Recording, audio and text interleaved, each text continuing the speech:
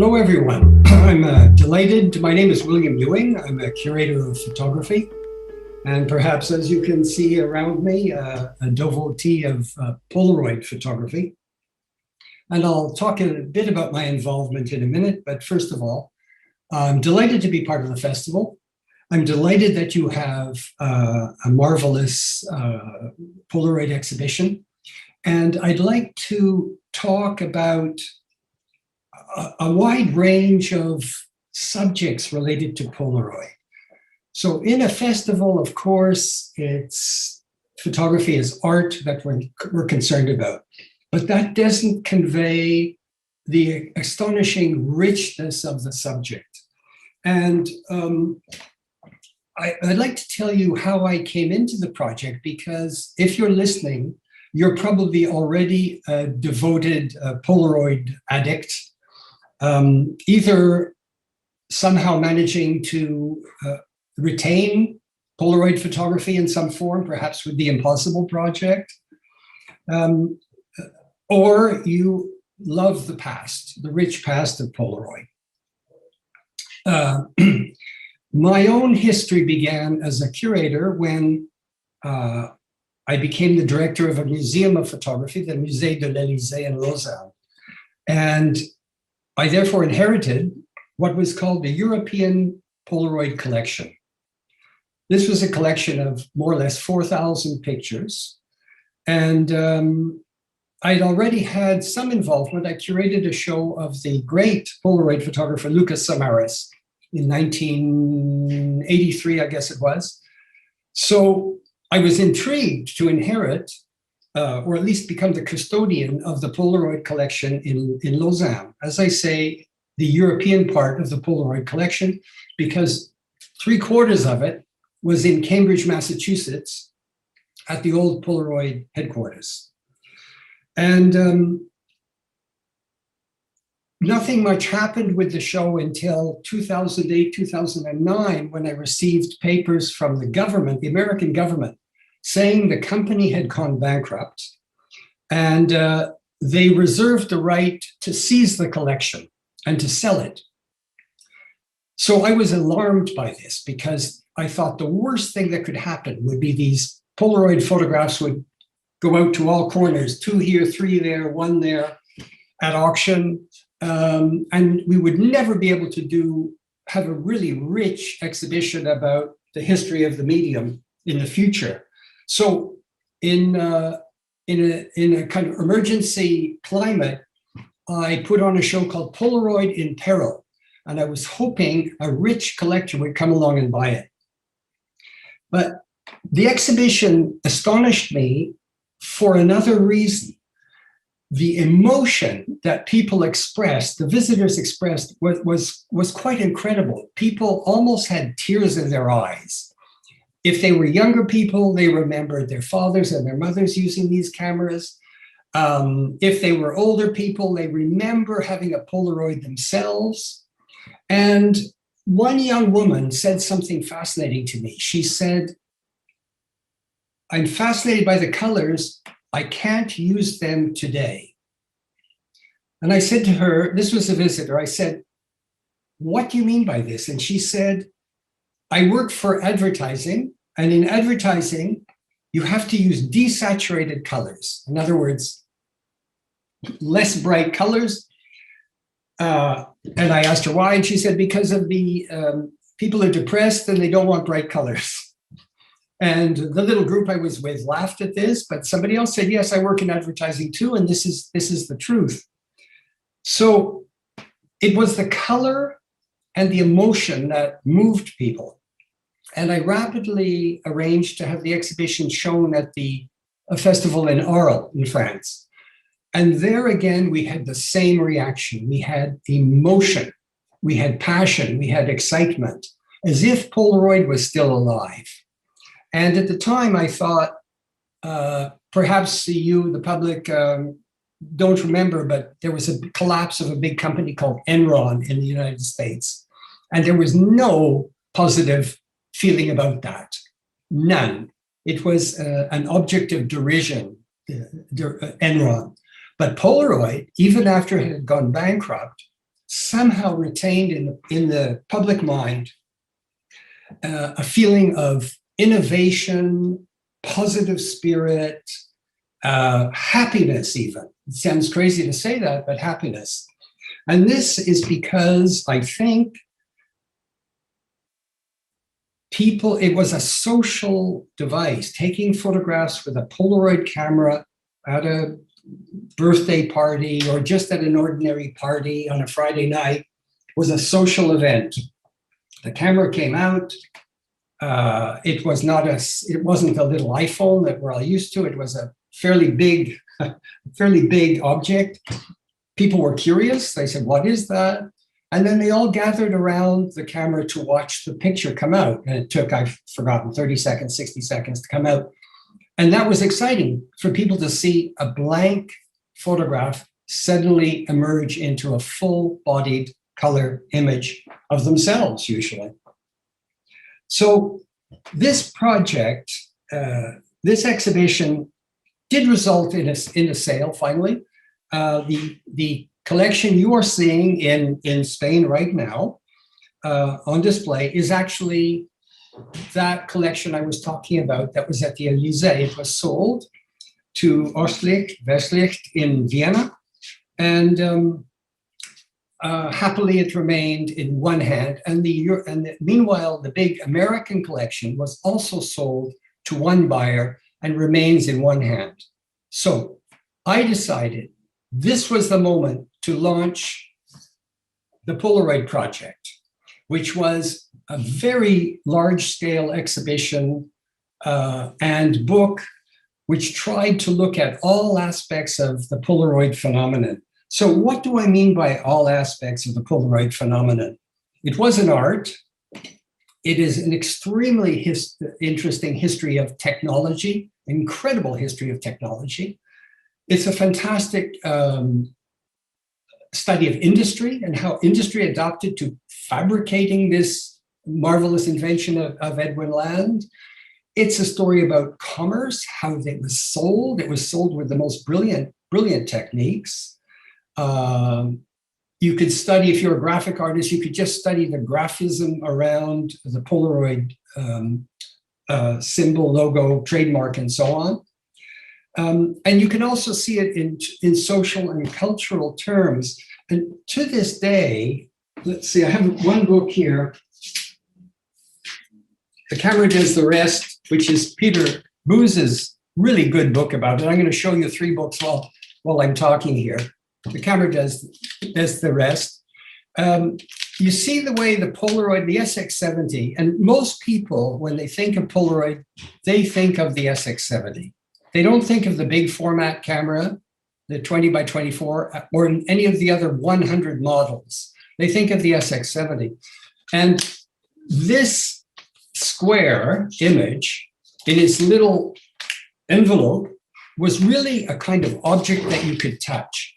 And you still see it used today in American, not just American advertising, you see it used in advertising everywhere, always on an angle, never straight like this, always on an angle, to denote this sense of kind of it just being a casual object that you pick up, you hold in the hand, you never hold it up, you pick it up like this, right? You hold it like this, like that.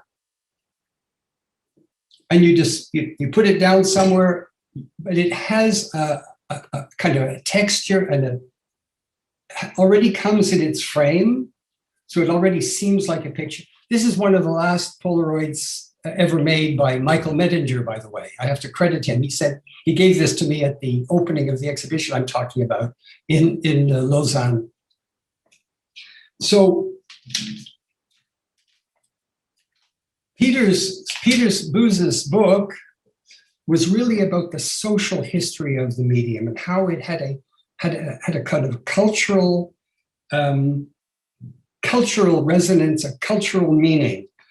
Another book that's terrific is Chris Bonanzo's Instant. And that, in very readable form, tells the entire history, starting with a picture of Mr. Land and his marvelous exhibition, marvelous invention, 73.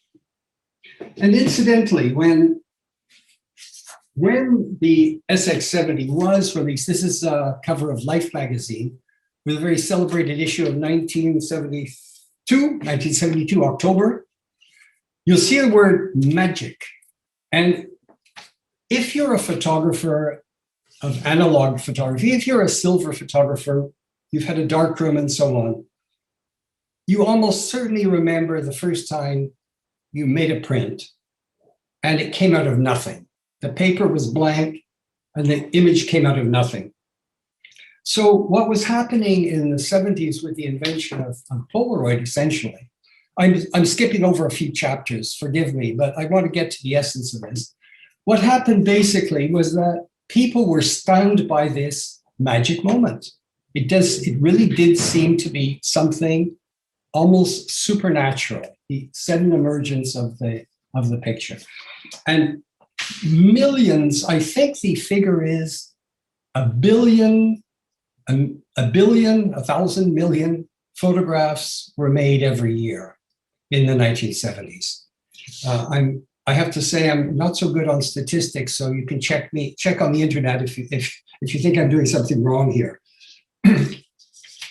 So it's a cultural history, which is fabulous. You could just study it from that point of view. You don't have to be a photographer, a social one, a commercial one, an industrial one, and so on. And I thought I would start my presentation because I'm going to show you a bunch of pictures. A bunch of pictures that some of the photographers that I'm going to show you are in the exhibition and others aren't. And I have to say that there are thousands upon thousands of extremely high quality artworks that were made.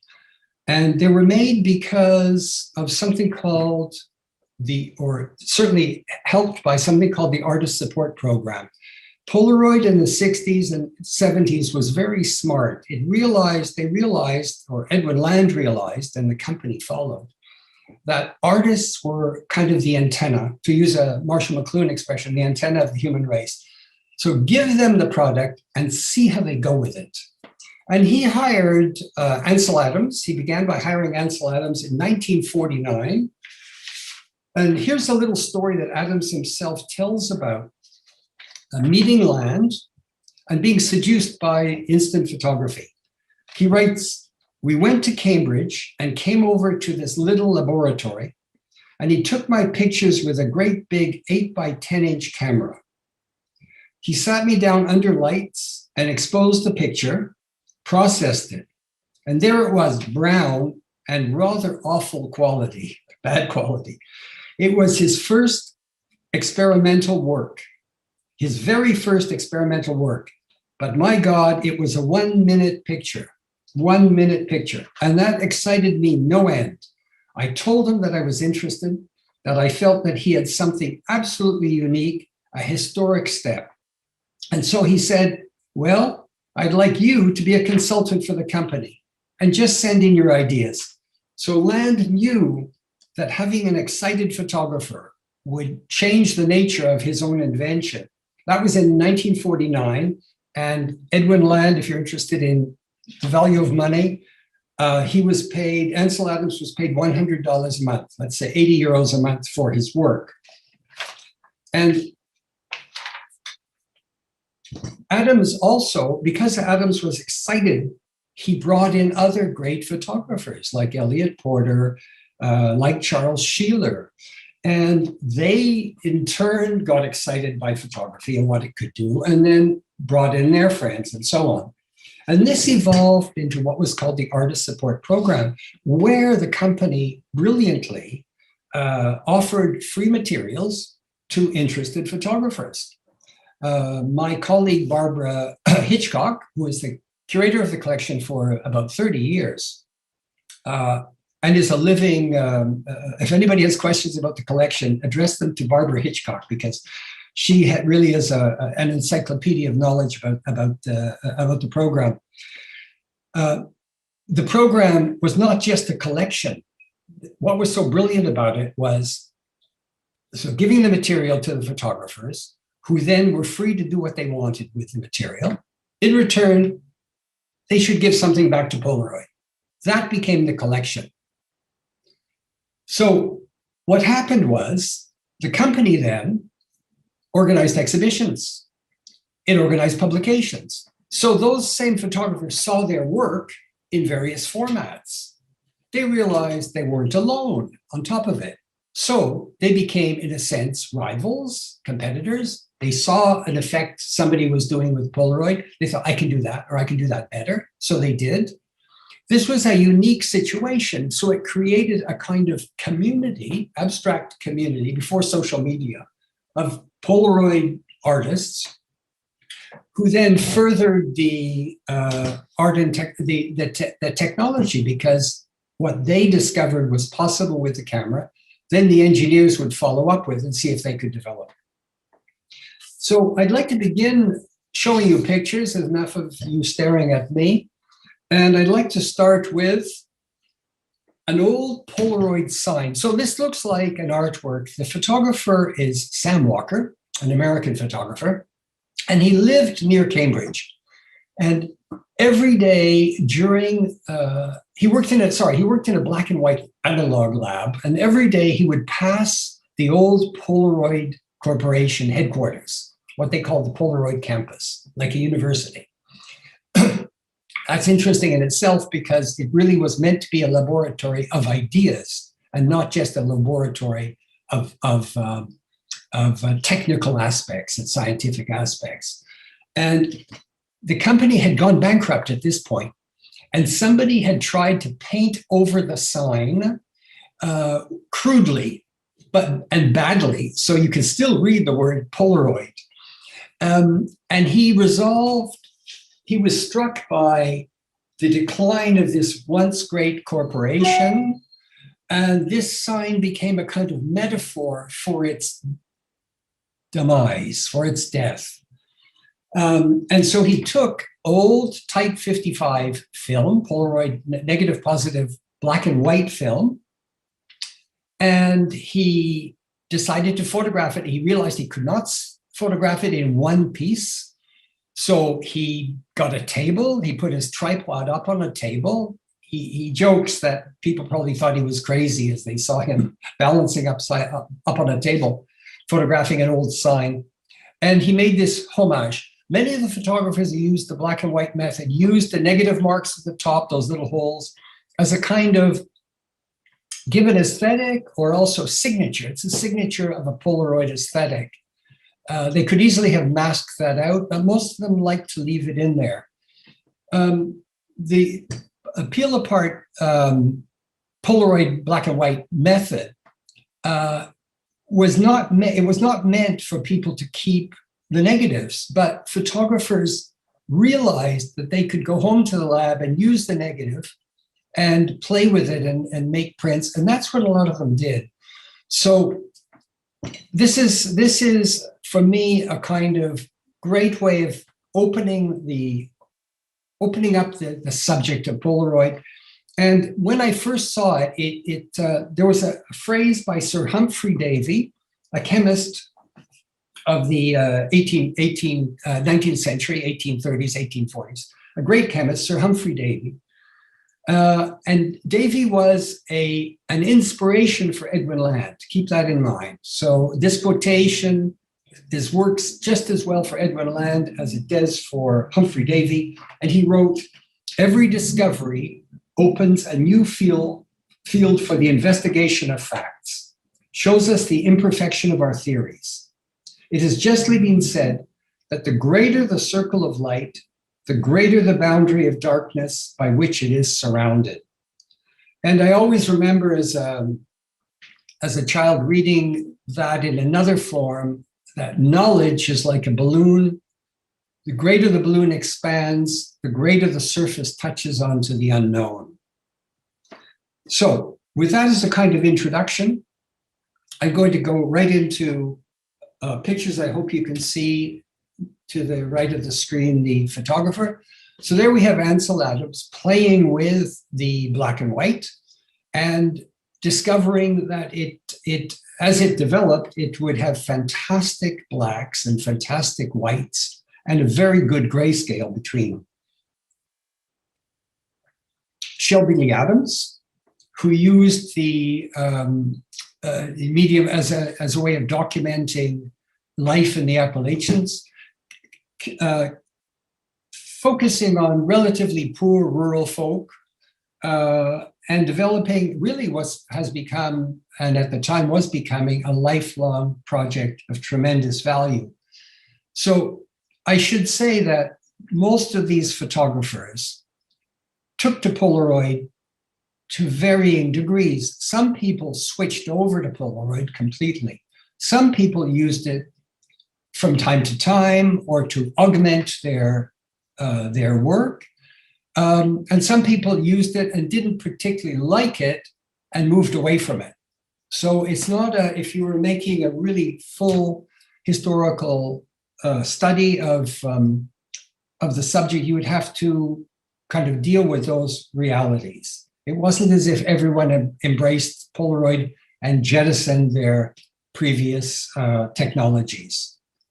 So I'm going to not necessarily talk about each picture, but I'd like to make a point about the SX70, because the two major focuses of Polaroid today are the SX70 format and the 20 by 24, which was the big camera. And I think I have a picture. There we go. It was Andy Warhol. So you can see the big camera here, which took a technician. And incidentally, John Reuter in New York still uses the struggles to use and find materials for and so on, the big camera. It's not a dead medium. So you have the 20 by 24, the big camera, and the small camera. And there is an aesthetic difference between the two, which is remarkable. If you were an artist in the 70s, 80s, and you had your SX70, it became almost part of your body for many. So you'd wake up in the morning, you would see, a vase of flowers in the kitchen. You would say, "Oh, I grab my camera. There's a fantastic effect of light. Click." You couldn't do that with the big camera. You had to go to the lab to work with the big camera. It meant also that people could react, could see. The essential thing was you could see the result instantly, right? You took the picture of those flowers, the light coming in a certain way. You didn't like it. You could do it again. Previously, you might have taken a picture like that with your Nikon Minolta, whatever it was, developed it 3 weeks later. You could never capture that moment. If you missed it, you could never capture it again. With the SX70, you could say, I still have time to do a second picture, a third picture until you got it right. And in this case, Bergsma, I don't know, in all honesty, if this was posed or an accident. It is so formally beautiful with the various stripes and so on.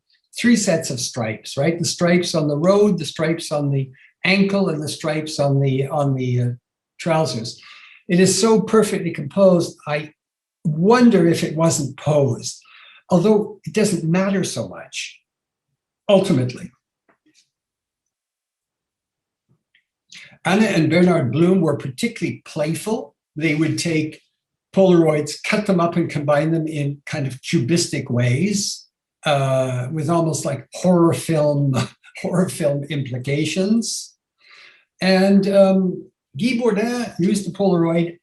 And here maybe a word about Polaroid used by Bourdin and other fashion photographers, and dance photographers, and theatrical photographers. A lot of people in other media found it was a great way to test out things. And sadly, a lot of that material has been lost because the photographers felt that it was only a means toward an end. They weren't making art with those pictures. Bourdin did a whole series in which the photograph becomes part of the artwork. So it has a reference to the study for the picture. And here the irony is the real picture is hidden. Quite a few photographers, essentially, let's say the ones more conceptually oriented, did extremely interesting works calling into question or interrogating the nature of the medium itself. Nancy Burson, whom you might know as the sort of the originator of facial morphing by computer back in the 1980s. She was a real pioneer. She still is very active and very innovative in her practice. Was pregnant at the time of the making of this photograph and concerned, as many young mothers and fathers are, terrified that their child is going to have some sort of deformity. So she went through textbooks of medical deformities and made a kind of composite image. And she really wanted to demystify the idea of the abnormality. But she created she told me she created images which had the effect of actually frightening people. So that's a composite image. And here we have the big picture. See, this is something done in the lab, essentially. And you can always tell your SX, your 20 by 24 by those marks from the pods, the ink pods at the top, the dye pods at the top. Ellen Carey calls them tulips, which I kind of like. And that happens to be Ellen Carey, who decided that it was the accident and abstraction. She had an interest in color field theory and abstract expressionism. And she used the dyes of the 20 by 24, there again, you have those tulip marks at the top, to create these astonishing, almost kind of Mondrian-esque abstractions. And here's another one. She called them pulls because she was pulling the picture through the rollers. Chuck Close, a self-portrait. And you know who? And I included this work of Hillary Clinton more as a reminder to us that photography isn't just an art, it also stores historical memory. In fact, the first description of photography by Fox Talbot, before he even proposed the word photography, this was called sun drawing, right? He said he saw this new medium, he called a new species of painting or drawing, as a kind of historical memory. And so Polaroid is not just a question of playing around for interesting effects, formal effects and so on. It's also a kind of record of its time in many ways. I'm trying to flip there we are. Charles Eames, the great designer who made a fantastic film about Polaroid, which you can find easily on YouTube, and I highly recommend it. Bill Epridge. So these were studies, again, these were studies for dance movement, ballet dance, and were not meant as final artworks. They were meant to use as instant recordings. So the photographer could make the photograph, then the photographer could develop the picture instantly, show it to the dancer and say, could you do this? Could you do that? Could you jump higher? Could you stretch your arms wider, and so on? Before Polaroid, this would have been impossible.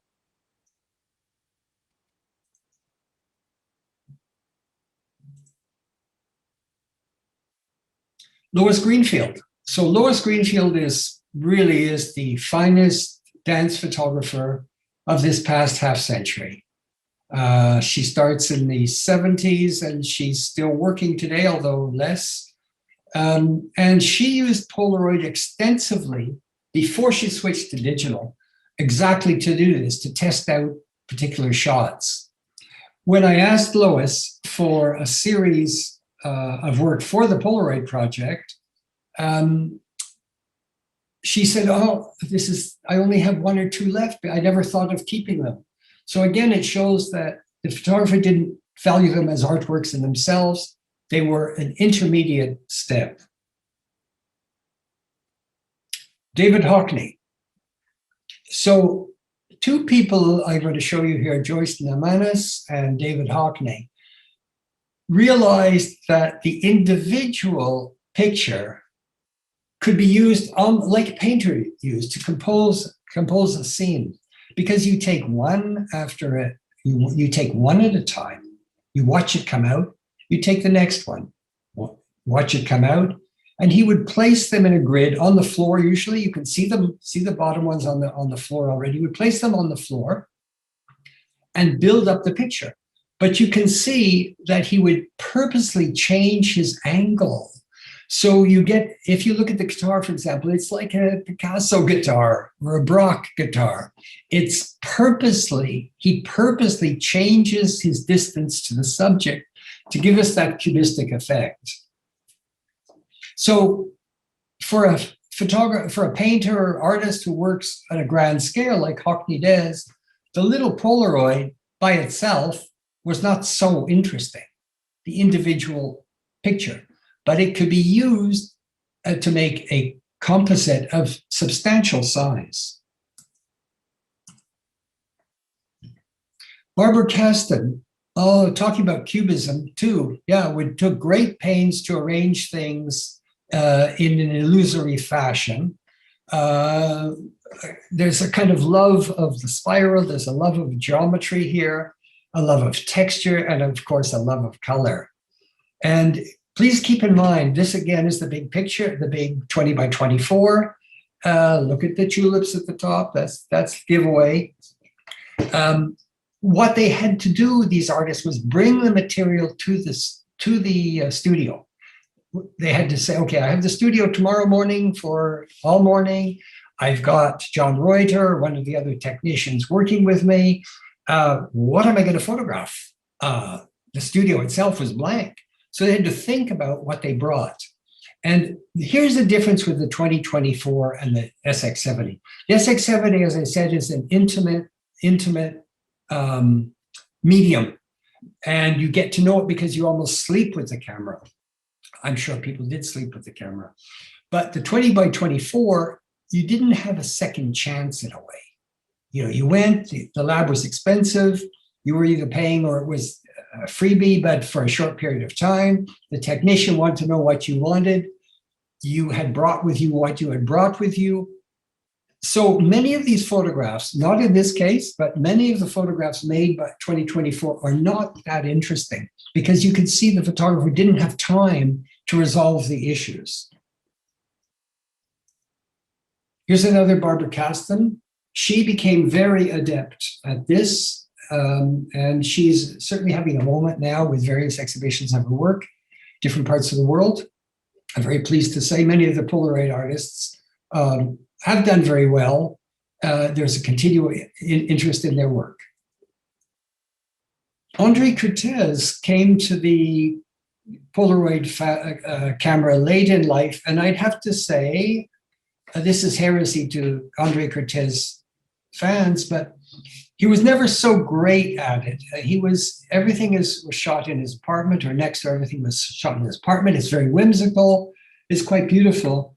But if we look at his career as a whole, the Polaroid chapter is a kind of postscript and does not rival his original great work, which might say just how difficult it was to master the Polaroid medium. That's one way of looking at it. Mark Klett, again, you see the marks of the positive negative film around the edges, used beautifully for aesthetic effect. I'm so happy he decided to include them. So you can see that there's no subject not treatable by the means of Polaroid. Mark Klett again.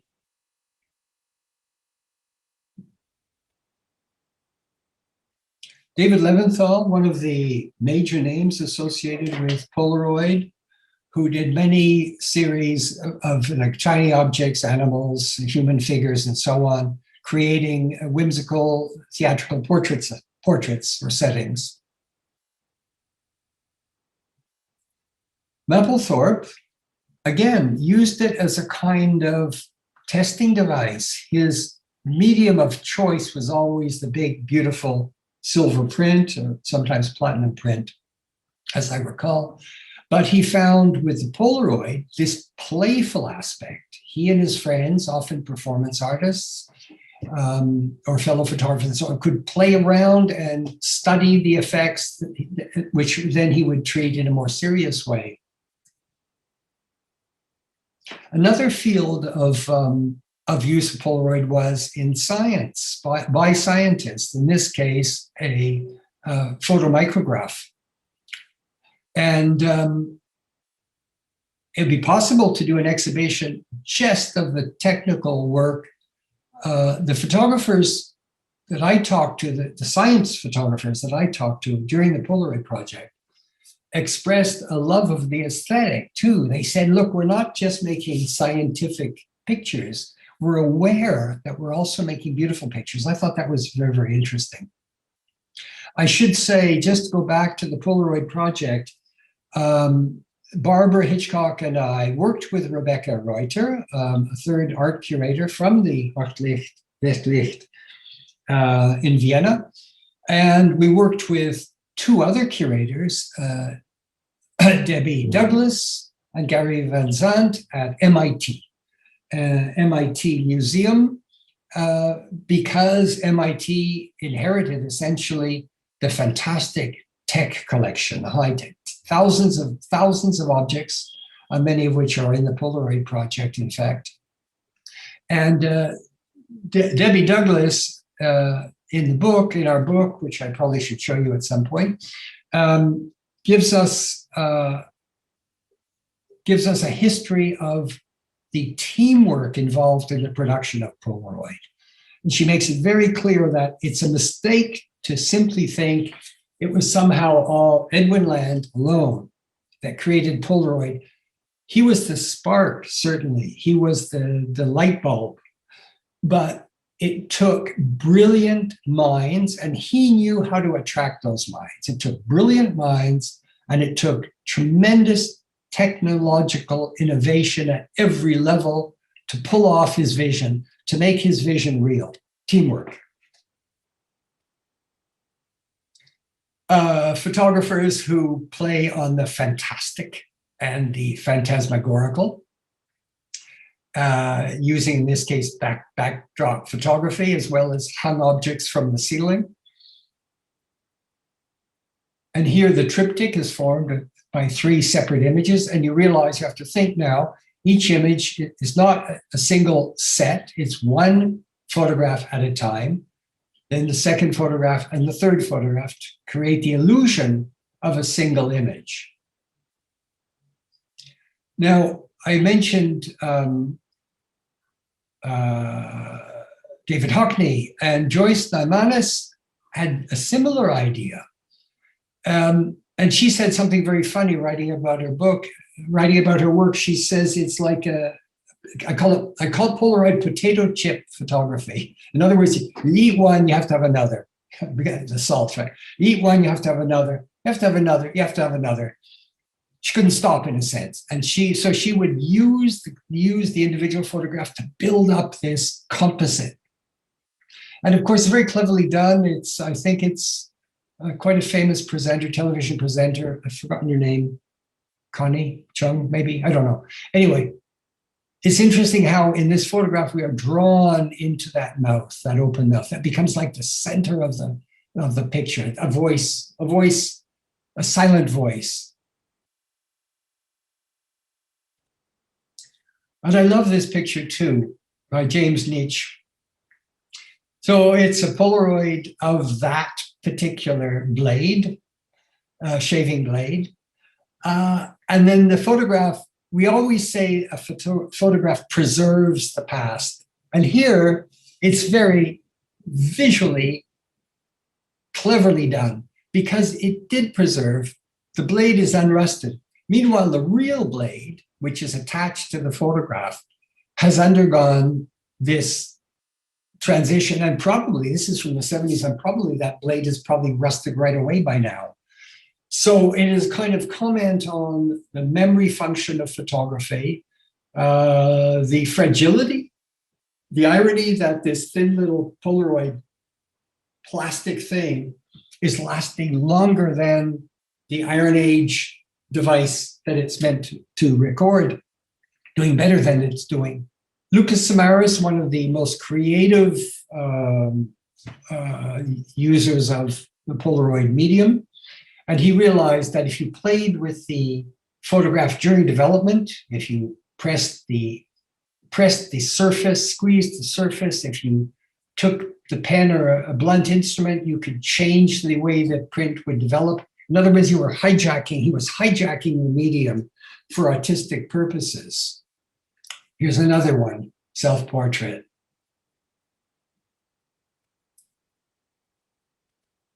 Gus Van Sant, filmmaker, interesting. Stanley Kubrick used the Polaroid. Fellini used the Polaroid. We don't know if Fellini's pictures are actually by him or by one of his staff. We don't know that.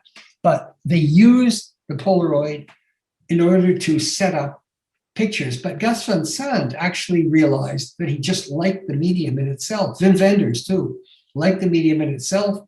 And he took these remarkable photographs of actresses on the scene, actors and actresses on the scene. So once again, preserving, you know. Going back to Sam Walker not only did that sign that I started the presentation with, but he also got into the decaying factory and photographed it absolutely beautifully. Then there we have the magic of Polaroid black and white materials. You can see very clearly, even on the screen, you get great blacks, you get great whites, and you get a very, very rich tonal scale. Shibata, the Japanese photographer Shibata, also used black and white and said he would go home with his negatives, like to work on them as if he had bought fast food. And maybe it's a moment then to reflect on this nature, because in the 1970s, we were moving faster and faster, quicker and quicker. You had the Concorde in 1973. You had science delving deeper into the nature of the universe. You had speed in every department. You had fast food. You had McDonald's and so on and so on. And speed was something which was valued in itself. So when the Magic camera came along, the Polaroid came along, it seemed to fit the ethos, the zeitgeist of the time. Wegman. So Wegman is an interesting story. William Wegman is an interesting story because he was invited to use the big camera and he didn't like it to begin with. He went grudgingly. He went to the lab to test it out. And previously he thought that a photograph was really basically, should be the size of a piece of paper. It was meant for a book. It shouldn't be big, and it shouldn't be in color. He was a conceptual artist known for his black and white small prints, among other things. So suddenly he's confronted with this huge print in color. I've selected black and white here, but forget this for the moment. He's confronted with this big print, and it's in color. And he kind of doesn't know what to do, and he plays around for a while. And it's only the last picture of the session, I think it was the second day even, I can't quite recall, that he thought, oh, I have something here. Oh, I have something there. And that unleashed a new chapter in his life, and he went on to become one of the most famous Polaroid photographers. So here we have one of his famous Weimaraners, seemingly in motion. So if you know the work of Muybridge, for example, or Marais, you automatically read this as photographs of a galloping, in this case, galloping dog. But of course, it's nothing of the sort. You're in a studio, a very small studio. So the dog had to have his leg arranged differently in each picture. First picture, leg is pushed out the back, photograph is taken, photograph is looked at, dog is rearranged, photograph is taken, looked at, and so on, to create this illusion of moment. of movement. So it is a kind of joke at the same time, and a kind of wry comment on photography's ability to stop time or inability to stop. I wanted to say something about Edwin Land himself, because Land was a kind of Steve Jobs. And in fact, Steve Jobs actually called Edwin Land a national treasure. And Steve Jobs was very taken with Edwin Land's idea that you would never be finished with a project. There was also always an improvement. There was also something to be added to it. And a social aspect of it was very, very important to Edwin Land too. And Edwin Land wrote this: "We want to make the working life of every single American a challenging and rewarding life. Now, I don't mean that you'll be happy.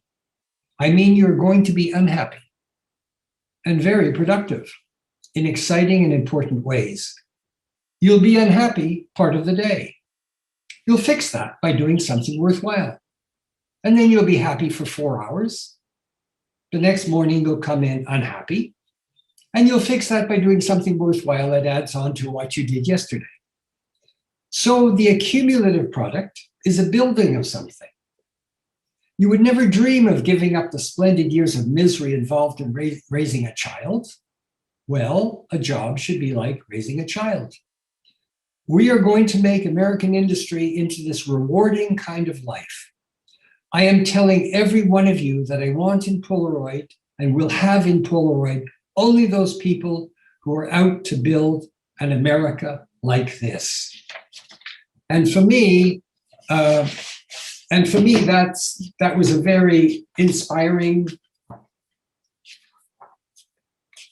Just something I wanted to read you before we leave here. That was a very inspiring speech, and something you don't necessarily expect from a hard-nosed businessman. And he had to be hard-nosed. The business was not always smooth. He ran tremendous risks. He had a board of directors that sometimes encouraged him not to come up with a new technology, a new form of camera, and so on. And of course, as we know, he made one great strategic mistake. He thought chemistry and mechanics would triumph over the digital, or certainly hold its own. And we know that Polaroid essentially was doomed to fail in the face of the digital revolution.